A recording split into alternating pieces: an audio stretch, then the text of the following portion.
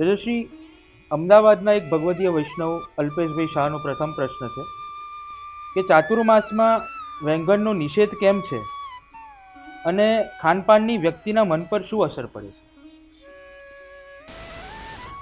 આપણા શાસ્ત્રોના અંદર વેંગણનો નિષેધ માનવામાં આવ્યો છે. વેંગણ ખાવાથી વ્યક્તિના અંદર રહેલી જે સાત્વિકતા છે, સાત્વિક વિચારો છે, એ નષ્ટ થતા હોય. પુષ્ટિ માર્ગના અંદર ઠાકોરજીને વેંગણ ભોગ આવે છે. વલ્લભાચાર્યજી મહાપ્રભુજી જ્યારે જગન્નાથપુરી પધાર્યા અને ત્યારે ભગવાન જગન્નાથજી આજ્ઞા કરી કે પુષ્ટિ માર્ગના અંદર આપ પણ ઠાકોરજીને વેંગણ ભોગ ધરો, અને એ વેંગણનો પ્રસાદ અગર કોઈ પણ વૈષ્ણવ લે તો એના અંદર રહેલી જે દોષ રૂપતા છે એની નાશ થઈ જશે. એટલે પુષ્ટિ માર્ગમાં ભગવદ આજ્ઞાને પણ પાલન કરવામાં આવ્યું છે. એટલે વર્ષ દરમિયાન વેંગણ ભોગ આવે છે, પણ સવિશેષ ચાતુર્માસમાં એનો નિષેધ કરવામાં આવ્યો છે. એટલે શાસ્ત્ર આજ્ઞાનું પણ પાલન થયું છે અને સાથે સાથે ભગવદ આજ્ઞાનું પણ પાલન કરવામાં આવ્યું છે. તો નિશ્ચિત ખાનપાનની અસર વ્યક્તિના ચિત્ત પર, મન પર પડતી જ હોય છે. પ્રકૃતિના જે 3 ગુણો છે, આ 3 ગુણોથી પ્રકૃતિ બનતી હોય છે: સત્વ, રજ અને તમ. અને બીજા અનેક ગુણોનું જ્યારે મિશ્રણ થાય છે ત્યારે આ જગતનું નિર્માણ ઈશ્વરના માધ્યમથી થતું હોય છે. તો એમાં સત્વગુણ, રજોગુણ, તમોગુણ, આ 3 પ્રકારના ગુણોની અસર એ વ્યક્તિના મન પર ચોક્કસ પડે છે. સાત્વિકતા એટલે પ્યોરિટી. આજે તમારા અંદર સાત્વિકતા હોય તો કદાચ તમારી ઈચ્છા પૂરી ન પણ થાય તો પણ તમે શાંત રહો. અતિશય રજોગુણનો તમારામાં પ્રભાવ હોય તો તમારી ઈચ્છા પૂરી થાય તો જ તમને શાંતિ મળે. એ પ્રકારનો એક થોટ પ્રોસિજર આવે. અને તમારામાં તમસ તત્વ અગર વધી જાય તો કેટલી પણ તમારી ઈચ્છાઓ પૂરી થાય તો પણ તમે અશાંતના અશાંત થઈ જાય.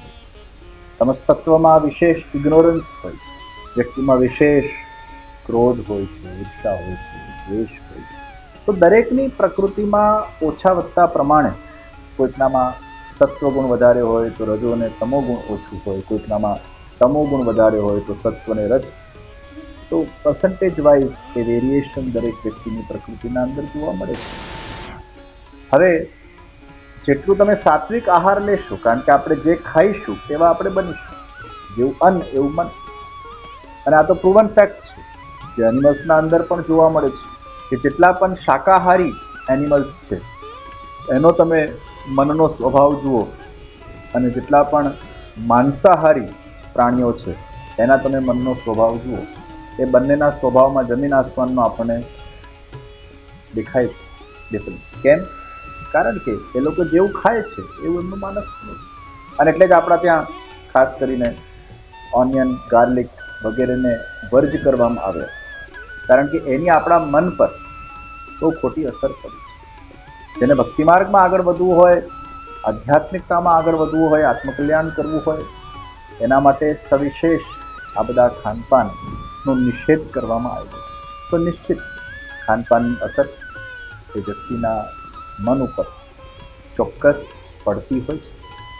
જે લોકો ઠાકોરજીની રોજ સેવા કરે છે, પોતાના ઘરે સકડી ભોગની સેવા કરે છે, ઠાકોરજીને ભોગ ધરીને જ પોતે ગ્રહણ કરે છે, એ પ્રસાદની પણ બહુ જ મોટી ઇફેક્ટ એમના જીવનના અંદર જોવા મળે.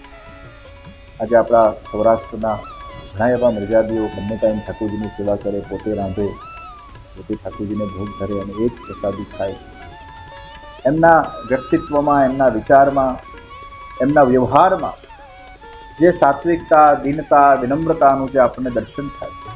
ભગવત સેવા કરતા હોય એટલે ઠાકોરજીની કૃપા તો એમના પર હોય જ છે, પણ એ પ્રસાદી ભોજન કરીને એ ભોજનના અંદર રહેલો જે પણ કોઈ દોષનો વિષય હોય એ જતો રહે છે, અને એમનું આખું લોહી એ પ્રભુના એ પ્રસાદથી પ્રસાદી બની જતું હોય છે. એ દિવ્યતાનું દર્શન. અને એટલે જ ભક્તિ માર્ગમાં આગળ વધવું હોય, ધ્યાન કરવું હોય, સાધના કરવી હોય, કોન્સન્ટ્રેશન વધારવું હોય, તો તમસ તત્વથી આપણે દૂર રહેવું પડે. આ લડવા જવું હોય તો ચોક્કસ તમોગુણની જરૂર પડે, પરંતુ અગર અંતર્મુખ થવું હોય, આત્મકલ્યાણ કરવું હોય, પ્રભુમાં ચિત્ત લગાડવું હોય, તો નિશ્ચિત એના માટે અમુક જે નિષેધ વિષયો છે એને આપણે ગ્રાહ્ય ન કરીએ. તો શાસ્ત્ર આજ્ઞા પ્રમાણે વેંગણનો નિષેધ છે. ધીરે ધીરે કોઈ પણ વસ્તુને આપણે છોડવાનો પ્રયત્ન કરી શકીએ. આજેના આજે કોઈ પણ વસ્તુ આપણે નથી છોડી શકતા, પણ જ્યારે આપણને જ્ઞાન થાય પછી એ વસ્તુમાં ચોક્કસ આપણે ઘટાડો લાવી શકીએ. અને પછી જેમ જેમ આપણે ભક્તિમાં સત્સંગમાં આગળ વધતા જઈએ તેમ તેમ અમુક વસ્તુ પછી છોડવી નથી પડતી, છૂટી જાય. અને હું હંમેશા કહેતો આવ્યો છું મારા કથાઓના અંદર, પ્રવચનોના અંદર, સત્સંગોના અંદર, કે ડેલિબરેટલી કોઈ વસ્તુ છોડવા કરતાં પહેલાં આપણે ચોક્કસ નિયમ લઈએ અને ધીરે ધીરે કરતાં કરતાં આપણે એને છોડવાનો પ્રયત્ન કરીએ. અને પછી જેમ જેમ જ્ઞાન થતું જશે, અવેરનેસ આવતી જશે, તેમ તેમ એ વસ્તુ ક્યારે છૂટી જશે એ આપણને ખબર પણ નહીં પડે. બહારનું લોકો ખાતા હોય, મહાપ્રભુજી સિદ્ધાંત આપ્યો, આ સમર્પિત વસ્તુ નામ તસ્માદ વર્જન માચરે. તો ધીરે ધીરે બહારનું છોડવા માટે પ્રયત્નશીલ બનીએ. તેમાં સૌથી પહેલાં કોઈ એન્ટરટેનમેન્ટ માટે ખાતું હોય, હવે વેંગણને પણ કોઈ સ્વાદ માટે ખાતું હોય, તો ધીરે ધીરે પહેલાં આપણે એમાં ઘટાડો કરીએ. બહારનું ભોજન એન્ટરટેનમેન્ટ માટે કરતા હોય એમાં ધીરે ધીરે ઘટાડો કરીએ. શરૂઆતમાં એ એન્ટરટેનમેન્ટ યુક્ત જે ભોજનમાંથી જે મજા લેવાનો જે વિષય છે, બહારનો જે ચટારો લેવાનો જે વિષય છે, એમાં આપણે ધીરે ધીરે ઘટાડો લાવીએ. જરૂર હોય ત્યાં જ ભોજન કરવાનો કદાચ એક વિષય રાખીએ. અને એમ કરતાં જેમ જેમ જ્ઞાન વધતું જશે અને જેમ જેમ આપણામાં જાગૃતિ આવતી જશે તેમ તેમ પછી એ બહારનું ખાનપાન પણ સહજ રીતે છૂટવા લાગશે. અને પછી કેવલ પ્રભુના સમર્પિત ભોજન કરવાનો જ આગ્રહ વ્યક્તિના જીવનમાં રહે છે. તો વેંગણ જ્યારે પ્રભુને ભોગ ધરાય છે અને એનું પ્રસાદી જ્યારે આપણે લઈએ છીએ, કેવલ સ્વાદ માટે નહીં પણ એક પ્રસાદી ભોજન તરીકે આપણે જ્યારે લેતા હોઈએ છીએ, ત્યારે એના અંદર કોઈ પણ દોષ એ પ્રભુએ જ્યારે એ સામગ્રી આરોગી હોય તો એમાં એ દોષ રહેતો નથી. પણ એનો અર્થ એ નહીં કે આપણે પ્રભુને કંઈ પણ ધરાવીએ. જો આ સિદ્ધાંતના પ્રમાણે જોઈએ તો પછી કોઈ પણ વસ્તુ ઠાકોરજીને ભોગ ધરીને લો તો એમાં દોષ જતો રહે, એ સિદ્ધાંત ત્યાં નથી આવતો. જેનો નિષેધ જ છે, ઓનિયન, ગાર્લિક ઇત્યાદિ વસ્તુઓનો નિષેધ જ છે, એ ઠાકોરજીને પણ ભોગમાં નથી આવતી. વેંગણ પણ એનો નિષેધ છે, પણ જગન્નાથજીની વિશેષ આજ્ઞાથી પુષ્ટિ માર્ગના અંદર એ વેંગણ ઠાકોરજીને ભોગ આવે છે, એનો પ્રસાદ આપેલો છે.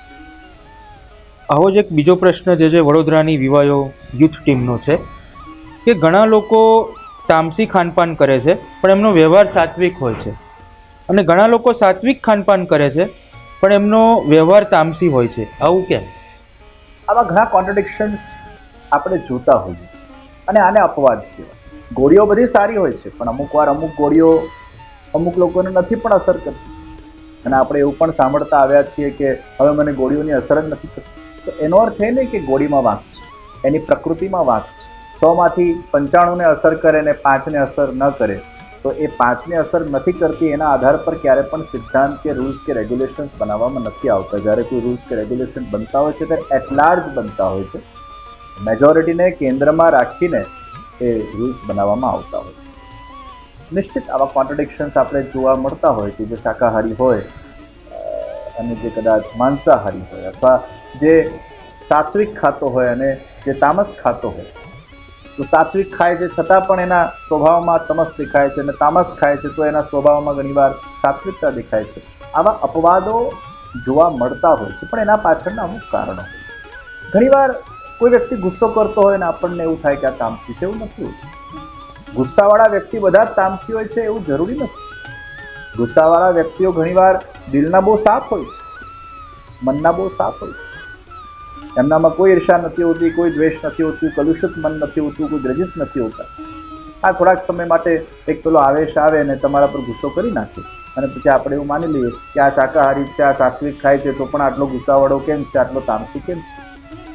તો બધા જ ગુસ્સાવાળાઓ દિલથી ખરાબ હોય કે મનના ખરાબ હોય છે એવું નથી હોતું.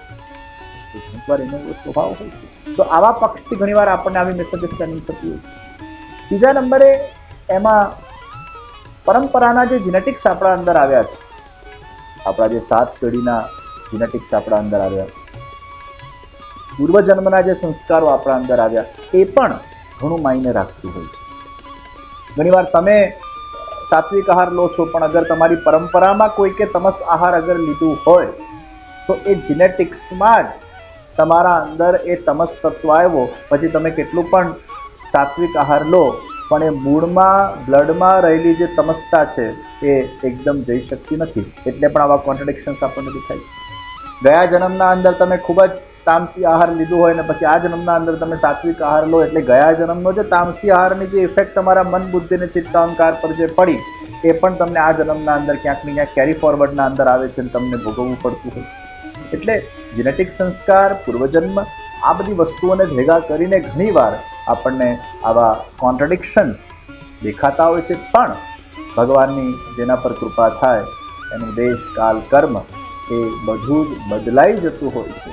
ઈશ્વરમાં એ શક્તિ છે, અસંભવને પણ સંભવ કરી શકે. પછી ભલે કદાચ તમારા જીનેટિક સંસ્કાર કદાચ બરાબર ના હોય, પૂર્વજન્મના સંસ્કાર પણ બરાબર ના હોય, પણ અગર તમારા અંદર એ ભગવાનનો દૈવી જીવ છે અને ભગવાનની વિશેષ કૃપા છે તો તમારા અંદર ડ્રાસ્ટિક ચેન્જ આવવાની પણ સંભાવનાઓ રહે છે.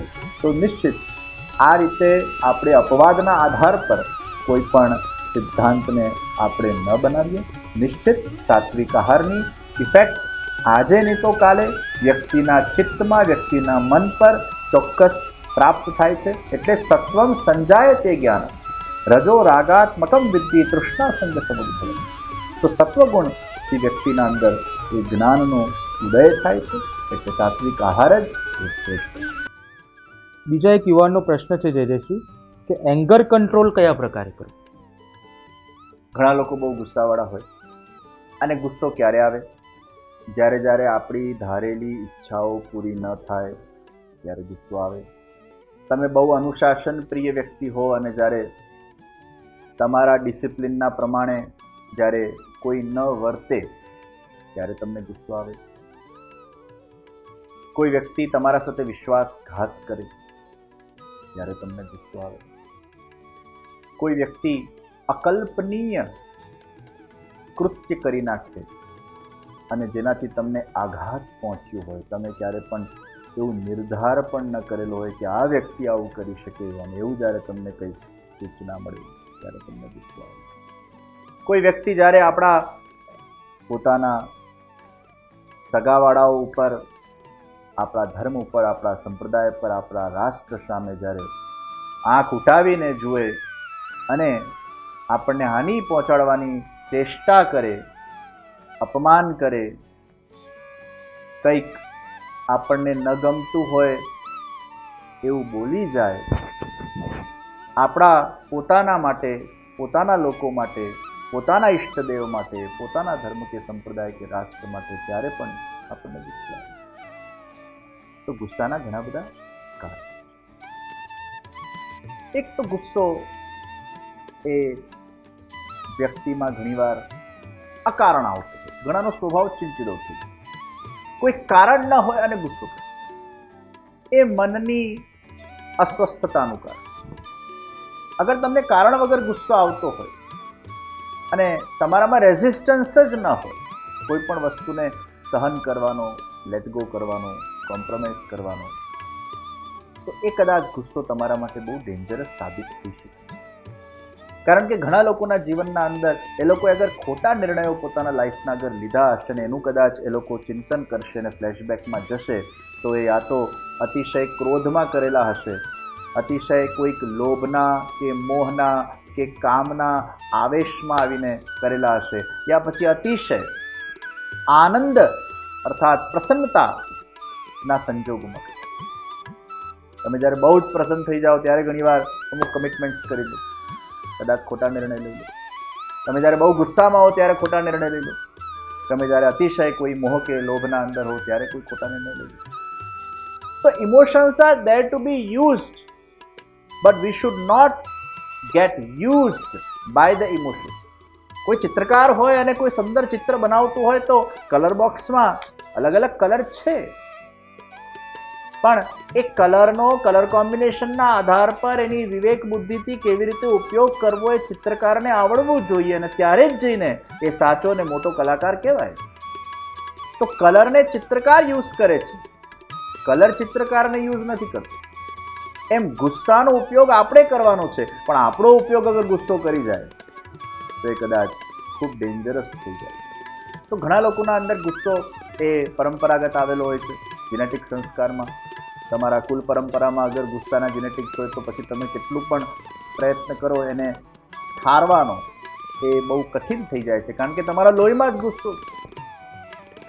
ઘણા લોકોના અંદર ગુસ્સો એ બનાવટી હોય છે, એનો વિવેક બુદ્ધિથી ઉપયોગ કરે. દાખલા તરીકે માતા પોતાના બાળકને શિક્ષા કરે તો એનામાં સાચો ગુસ્સો નથી આવતો, એ ક્રોધ સાચો નથી હોતો, બનાવટી હોય છે. એ ખાલી લાલ આંખ કરવાની હોય છે, બાળકને ડરાવવા માટેનો ગુસ્સો હોય છે. પછી તો એટલો જ પ્રેમ ને વાત્સલ્ય માના હૃદયમાં એ બાળક માટે હોય જ છે.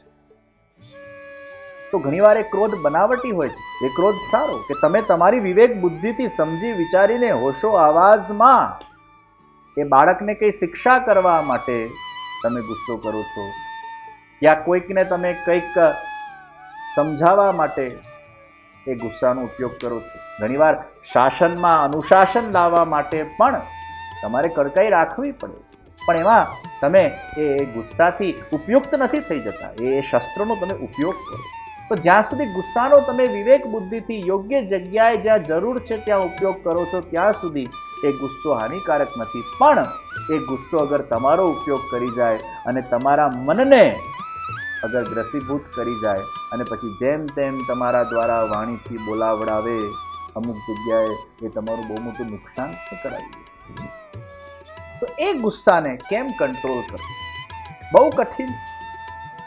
પણ જેમ જેમ વ્યક્તિમાં જ્ઞાન પ્રગટ થતું જાય છે, જેમ જેમ વ્યક્તિ પોતાના ગુસ્સાથી થયેલા નુકસાનોનું ચિંતન કરે છે અને એમાંથી જ્યારે એને ખબર પડે છે કે અહીંયા મારે ગુસ્સો નહોતો કરવા જેવો ને આ ગુસ્સો કરવાથી મને આ નુકસાન થયું છે, જેમ જેમ એને એનો અનુભવ થતો જાય છે અને એ અનુભવમાંથી જ્યારે એને જ્ઞાન પ્રગટ થાય છે અને એ જ્ઞાનથી જ્યારે એમાં જાગૃતિ આવે છે, પછી એની બુદ્ધિ નિર્ણય લે છે કે ના, હવે મારે મારા મનને સમજાવવું પડશે કે તારે ગુસ્સો નથી કરવાનો, થોડીક ધીરજ રાખ, થોડીક શાંતિ રાખ. તો સમજણ જ્યારે વ્યક્તિમાં પ્રગટ થાય, જ્ઞાન જ્યારે પ્રગટ થાય, સત્સંગના માધ્યમથી, પોતાના જ વ્યક્તિગત અનુભવોના માધ્યમથી, એક્સપોઝરના માધ્યમથી, તેમ તેમ પછી વ્યક્તિ ધીરે ધીરે પોતાની વિવેક સમજણ શક્તિથી પોતાના જાતને